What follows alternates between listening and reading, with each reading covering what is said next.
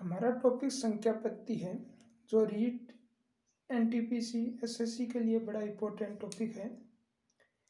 इसके बारे में हम बेसिक के बारे में पहले चर्चा करेंगे। यदि वीडियो पसंद आए तो लाइक और शेयर ज़रूर करना व मेरे चैनल को सब्सक्राइब ज़रूर करना। हम संख्या पत्ती की बात करें तो हमारे पास संख्या वास्तविक संख्या व काल्पनिक संख्या मिश्रित संख्या होती है। हमें काल्पनिक संख्या से हमें कोई मतलब नहीं है, नहीं हमें मिश्रित संख्या से मतलब है। हमें वास्तविक संख्या की आवश्यकता होती है। वास्तविक संख्या जिसको हम रिप्रेजेंट 1/2, 0.5, 0.75 डॉट डॉट अनंत तक जो संख्या चलती जाती है वो वास्तविक संख्या कहलाती है। काल्पनिक संख्या कौन सी होगी? जो संख्या अंडरूट के अंदर माइनस में लिखी जाती हो वो संख्या काल्पनिक संख्या होगी। जैसे यदि मैं लिखता हूँ अंडरूट में -4 तो ये क्या काल्पनिक संख्या होगी क्या? हाँ, ये काल्पनिक संख्या होगी।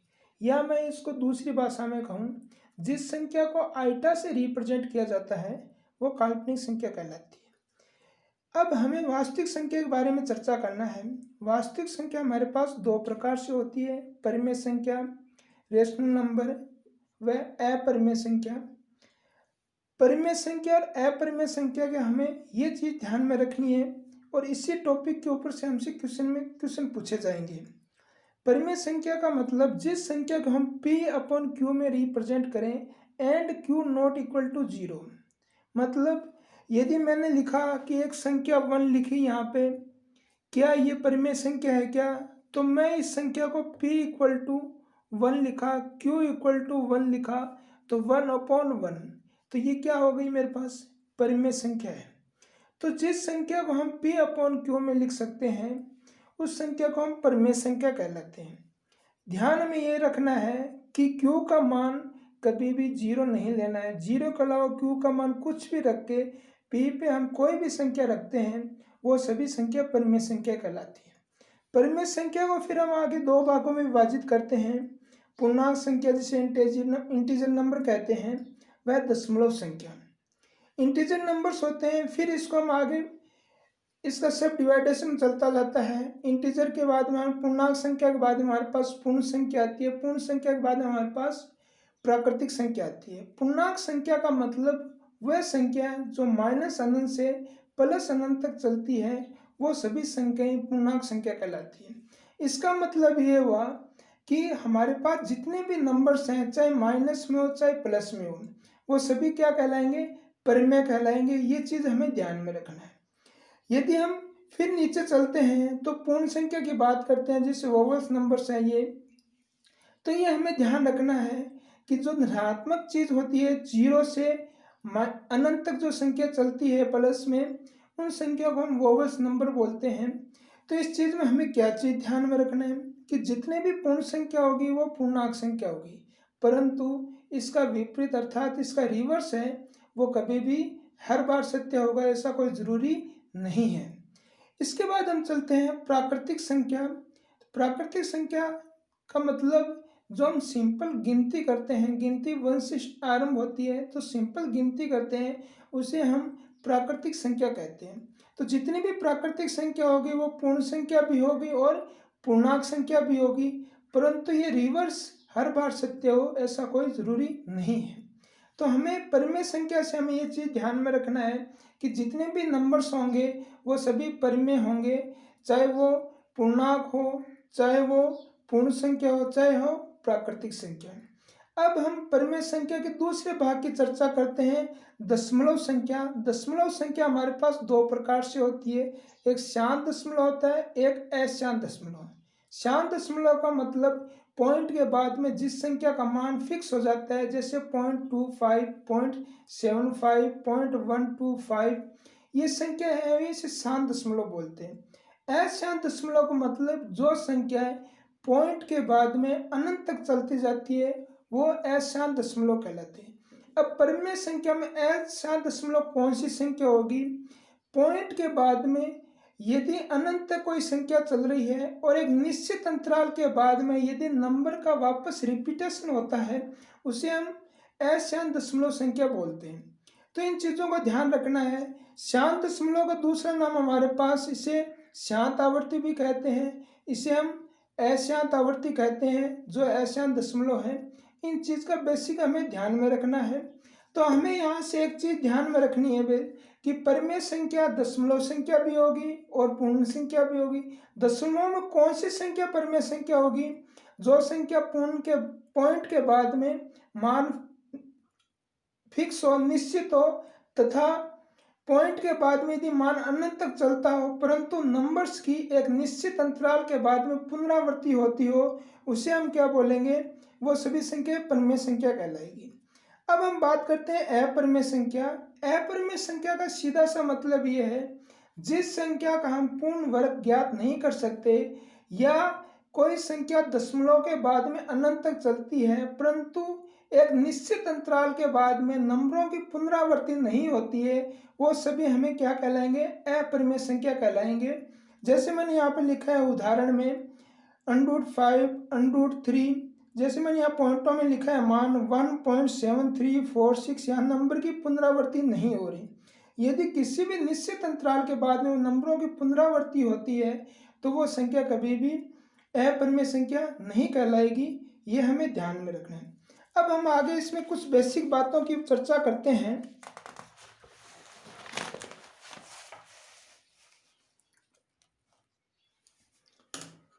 कि परिमेय संख्या व अपरिमेय संख्या में हमें किस चीज का ध्यान रखना है।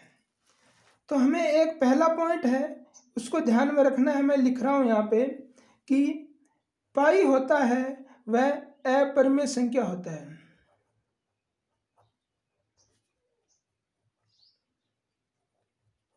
जो कई बार एग्जामों में पूछ भी चुके हैं, परंतु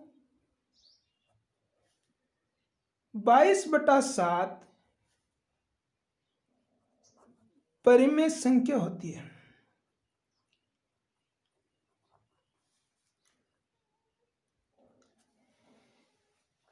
ये क्वेश्चन कई बार स्टूडेंट पूछते हैं कि सर पाई और 22/7 तो दोनों एक ही चीज़ है, परंतु वो एक चीज़ नहीं है। इस चीज़ को ध्यान रखोगे, क्योंकि पाई होता है वो हमारे पास सर्किल होता है।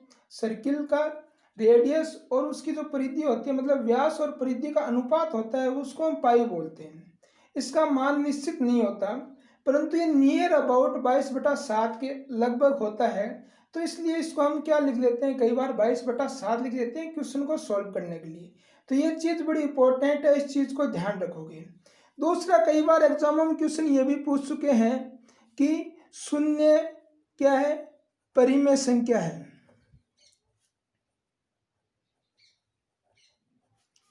क्यों? क्योंकि यदि मैं p बराबर लिख देता हूं यहाँ पे 0 और q बराबर में यदि 1 लिख देता हूं तो 0/1 लिखा तो उसका मान क्या आया? 0। ये परिमेय संख्या की परिभाषा को क्या कर रहा है? परिभाषित कर रहा है। इसलिए इस चीज को ध्यान रखोगे। दूसरा, तीसरा पॉइंट है जो बड़ा इंपॉर्टेंट है, उस चीज को ध्यान रखना। कई बार एग्जामों में क्वेश्चन पूछ चुके हैं कि दो परिमेय संख्या व दो अपरिमेय संख्या के मध्य कितनी परिमेय संख्या या अपरिमेय संख्या होगी?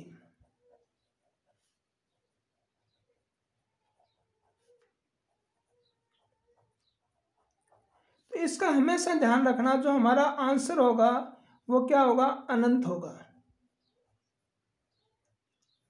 ये क्वेश्चन एग्जाम में कई बार पूछ भी चुके हैं। जैसे मैंने एक छोटा सा एग्जांपल लिया यहाँ पे कि मैंने लिखा 2 व 3 के मध्य कितनी परिमेय संख्या है।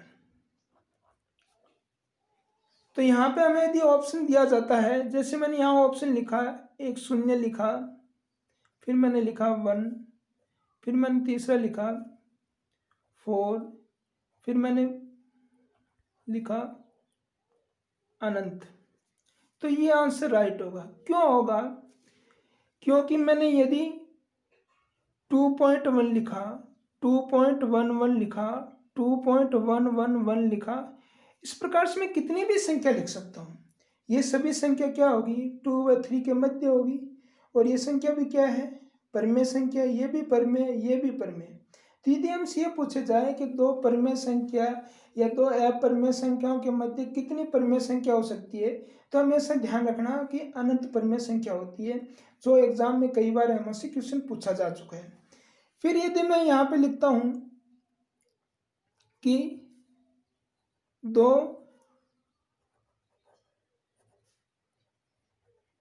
अपरमेय संख्या का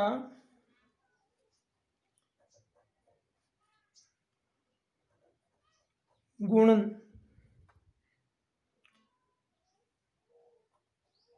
का मान, दो अपरमेय संख्याओं का गुणन का मान पूछा। यदि मैं दो अपरमेय संख्या लिखा, जैसे मैंने लिखा कि √2 मल्टीप्लाई √3, तो मान क्या आएगा यहाँ पे? यदि कोई भी मेरे पास मान आएगा यहाँ पे, क्योंकि मैं √2 और √3 का मान मेरे पास क्या होगा? √2 और √3 का मल्टीप्लाई हम करेंगे इस प्रकार से, तो हमारे पास ये मान भी रूट के अंदर रहेगा। यदि मैं एक दूसरा एग्जांपल लेता हूं यहाँ पे, जैसे मैंने लिखा यहाँ पे √10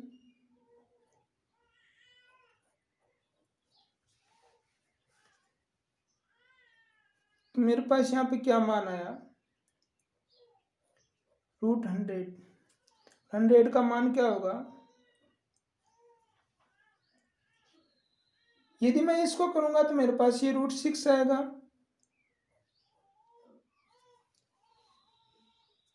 तो √6 का कोई मान निकलता है क्या कंप्लीट रूप से? नहीं निकलता, परंतु इसका मान निकलता है। तो हमें थोड़ा सा यहाँ पे ध्यान रखना है, मैं यहाँ लिख नहीं रहा हूँ, कि यदि किसी संख्या को गुणन करते हैं, दो अपरमेय संख्याओं को, ठीक है, तो दो अपरमेय संख्या यदि असमान है, तो यदि दो अपरमेय संख्याओं को यदि मैं गुणन करूंगा तो वो क्या आएगी? अपरिमेय आएगी। यदि दो समान अपरिमेय संख्याओं को मैं गुणन करूंगा तो मेरे पास क्या आएगी? परिमेय संख्या आएगी। यदि मैं डिवाइडेशन करूंगा, यदि मैं जोड़ूंगा, घटाऊंगा, तो ये रूल इसी प्रकार से लागू होंगे। परंतु यहाँ पे हमें ये नहीं रटना है। कई बुकों में आपको लिखा मिलेगा कि परिमेय होगा, अपरिमेय होगा। आपसे वो क्वेश्चन पूछ क्या रहा है? दो समान परिमेय संख्या, दो असमान परिमेय संख्या, तो आप उसको लिखिए, लिख के उसको रिप्रेजेंट करिए, तब पता चलेगा। नहीं तो आप कईयों में लिखा होता है कि ये होगा, ये होगा, इस प्रकार से हमें नहीं ध्यान देना है। ये चीज़ आपको ध्यान में रखनी है। तो ये हमारी इसके बाद में परिमेय संख्या के बारे में हमारी बेसिक सी चीज़ें थी, जिसको आप लोगों को ध्यान में रखना है कि किस प्रकार से इसका सॉल्यूशन करना है।